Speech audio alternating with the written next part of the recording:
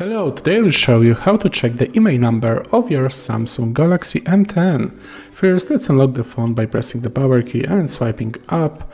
And now we have two ways of checking the IMEI number. First, let's go for the, settings one. Let's swipe up and select settings. Now swipe up all the way down here and select about phone. And here you have your phone's IMEI number. You can also always click the status here and see IMEI information, and here it is, IMEI for the slot number 1 and for slot number 2. But if you really hate going into settings or simply want a faster way, you can always just go to the phone here and put in a secret number.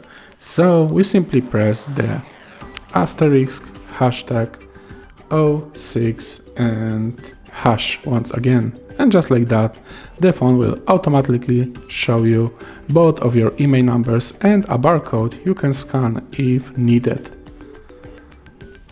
Simple as that. So I really hope this video helped you, and if it did, please leave a like and subscribe.